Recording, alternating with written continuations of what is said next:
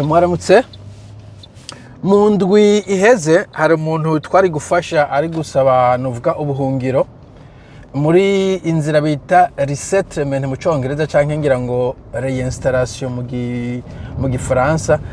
Ku batamenyereye systeme z'impunzi nibaza ko resettlement canke reinstallation ari umugambi wa HCR rijya shirahamwe mpuzamakungu rijejwe impunzi zo gufata abantu bamwe bari mu buhungiro kumvo iyi canke yindi bakabajana mu bihugu vyo hanze babavanye na cyane nko mu bihugu vyo muri Afrika canke bamwe mpanumva bavana muri Aziya, hari naho bigeze kuvana muri za Amerika Latine muri Colombia, kubera bavuga bati nk'igihugu nka Tanzania nk'akarorero nticashobora kwakira impunzi zose cari gifise, ahubwo benshi bahabaye badafise ubwene gihugu, bakavuga bati nta kuntu umuntu w'impunzi burundu mvuge ki terme y'abanyarwanda nuko twabaronderera ahantu igihugu kibakira ku buryo baca bitwa abene gihugu buhoro buhoro bashikira kuri ico bita permanent residence canke residence permanente.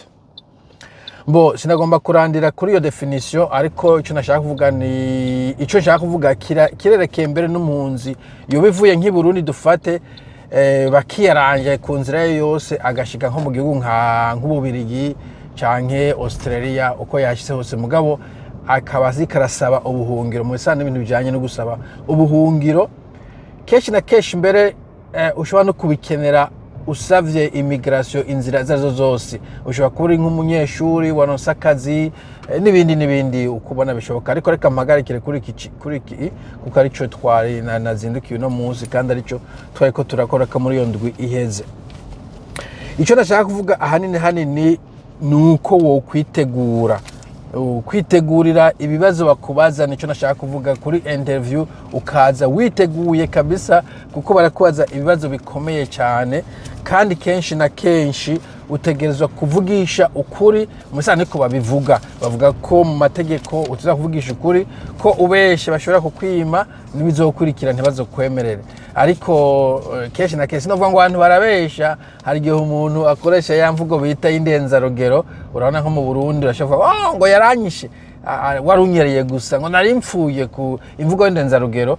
Ico gihe rero no kuraba uri kuravuga haba muri HCR cyangwa ahandi ko utari kuvuga ibintu bashobora ko uri kuravuga kenshi uvuga mu Kirundi mugabo bakavyandika nko mu Congereza nk'akarorero interprete, ukaraba ko mu kuvyenterpreta barashobora kubaha iyi nsiguro itajanye niyo wewe washaka canke nuko ibintu vyagenze, mu nyuma ukazosanga birakugarukitse ko aho bakubaza ibibazo bati wari wavuze uku mugabo ubu urahinduye.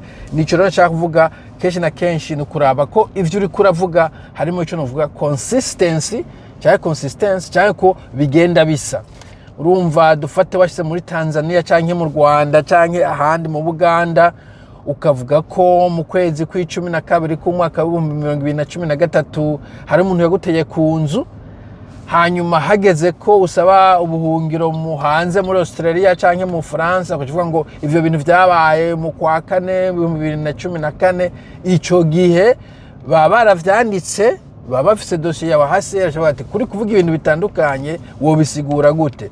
Ico gihe no kuraba ko ibintu uri kuravuga bihuye, na cyane ico novuga nuko ugishitse ibintu byose uri kurabwira officiellement, ibintu uri kurabwira HCR, ibintu uri kurabwira gouvernement aho washikiye, ko uvyandika ku murongo kugira ngo ntuzovyibagire. Niyo umuntu avugisha ukuri hari usanga amadetail yagusovye ibintu vyaguciyemwo, canke kubera uri under pressure, harimo pressure ugasanga wavuze uko utateza kubivuga. Ico gihe no kuraba ko ushoboye no kubikosora, ariko na cyane ukavyandika bikaba ivyo wagiye uravuga bikaba bizwi, wavuze amazina y'abantu akabazwi, amatariki urona kenshi na kenshi nk'amatariki twebwe arakunda kutugora ukaba uyazi, utayizi ukavuga uti sinibuka neza hamwe hari mu kwezi kw'indwi ibintu nk'ivyo. Ntihage ibintu vyo gupfa gutererana, kuko hagera igihe ugasanga ivyo wavuze ntibihuye. Ikindi cya kabiri ni ukwama wimangikanije impapuro zose ufise kenshi na kenshi ndazi yuko urahunga yego ntubuzifise mugabo bishoboye impapuro zikuranga wogenda uzifise. Impapuro na cyane cyane jegiye natembera nagenda na impapuro z'umutsindo impapuro wigiye ko ubishoboye n'amanota za bulletin niba wize secondaire uyu mwaka wa nyuma cyane cyane canke university aho wagarukiye ukaba ufise ibintu vyemeza aho wagarukiye n'impapuro zibiranga ushoboye kuzironga. Birumvikana yuko urahunga hari izo mpapuro utabuzifise ivyo nta kundi vyogenda mugabo ushoboye kubuzifise ni kuzibika neza kabisa.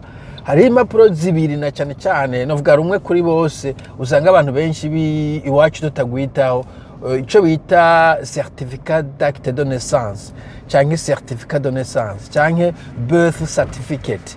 Iyo certificate kenshi barayikena uzoyikenera ahantu henshi mu nzira nyinshi cyane sinogusigurira naje umuntu w'imyaka 50 bareka kuyimbaza hari ikintu nandayikeneyeko ntumenye igihe bayizoyikenera no kuyibangikanya kabisa ukayishingura ahantu ku buryo utayita bazoyikubaza mu nzira nyinshi cyane. Certificat de naissance wararongoye certificat de mariage or marriage certificate bashobora kuba bayita certificat d'acte de mariage cyangwa ko bayita kose mugabo certificat yerekana ko warongoye uyifise ukaba uyifise wumva ufise wararongo ufise n'abana nabo nyene ayo ma certificat y'abana y'ubuvuko bakaba bayafise. Tugiye kuvya abana nyene n'incanco mu sanzwe nk'ama vaccine ajyama vaccine incanco barazitewe vyiza ushoye kuronka cyo bita record aho vyanditse vyo bari vyiza no kwa muganga wanashaka na wewe ufise ayo ma record birakoroha iyo ugiye kwivuza mugabo ivyo sino bivuga ko ivyo kwa muganga ko vyo nimwe washitseyo mugabo utaranacikayo ivyo bintu vy'amavuko kenshi na kenshi usanga babikenera. Ica mbere navuze ko woba ufise utajura information utazura vuga ibintu vy'ibihushane. Ica kabiri ko ufise impapuro za ngombwa. Ica gatatu ko utiza kuba ico novuga formal ntabwo ari ntuzo uri casual ngo urabona ngo navyo ncibuka ngo ivyo ntacyo bitwaye oya biba biri serious biba biri serieux ni ubukeneye iyo ko bakwemera kubera ubuzima bwawe ubona ko bwogenda neza kandi abantu baba bakubaza ntabwo abari bavyara bacu n'abantu baba bari serieux kenshi na kenshi babifata ku majwi abandi bakabiraba urumva utegerezwa kuba witeguye kabisa ku buryo ibintu vyishura ku buryo novuga formel. Ico nibaza ko atawokideha kuko bose baba babizi ivyo nta kibazo kinini bitera kuri benshi abo nagiye mbona. Ikindi novuga ko bishobotse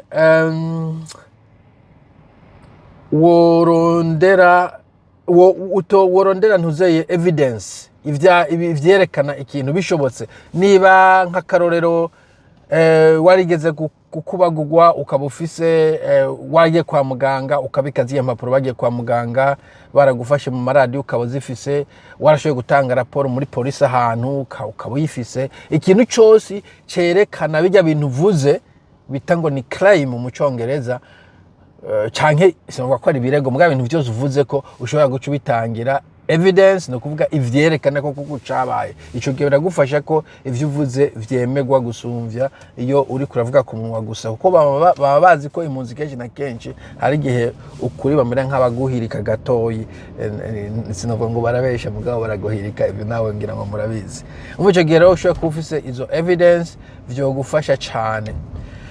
Ikindi niba hari ibihugu wagiyemwo ukaba biri muri passport yawe urumva navyo no kuba wibuka amatariki wagiriyemwo ibintu nk'ivyo canke utayibuka biri muri passport ukaba uyifize hafi ku buryo bakaje ati wavuze ko wagiye muri Cameroon harimo wa kangahe wamaze imisi ngahe ukaba ufise impapuro zivyerekana barabaza nibibazo kubera iki vyinshi cyane kubera iki wagiye kubera iki utagiye kubera ki wakoze kiriya kubera ki mama mutahunganye kubera ki papa mutabana ujya munsi ivyo vyose kabisa ukavyitegurira barazi bazo vyinshi cyane kujya umenga bariko baragusambisha kandi nkuko nabivuze baba bafise nabo ibindi ushobora kuba waravuze ubwa mbere ivyo nukuraba ko bihuye ikibazo akikubaza barakikubajije kugira ngo barabe ko uri kuravuga ukuri kandi ivyo wavuze bihuye n'ivyo wandikishije ubwa mbere.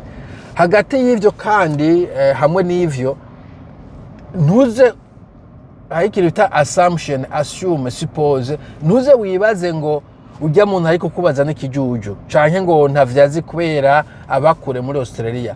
Benshi niko kazi bakora, baba bafise amakuru, information zihagije. Hariho nigeze kumva igihe kimwe bariko bamubaza ngo bamubaza ibintu vya politike vy'i Burundi, ukabona ko babizi, ko bazi nk'umugambwe bawuzi, bazi umuntu arongoye uwo mugambwe, ajya amashami ya gisirikare mw'ishamba ko bayazi, bazi n'ukuntu leta iyazi. Ni ukuvuga inkuru baba bazifise, ntuzugerageze kwibaza ngo nopfa kubabwira ivyo nshatse ngo bace bavyemera. Ivyo ndabivuze kubera iki?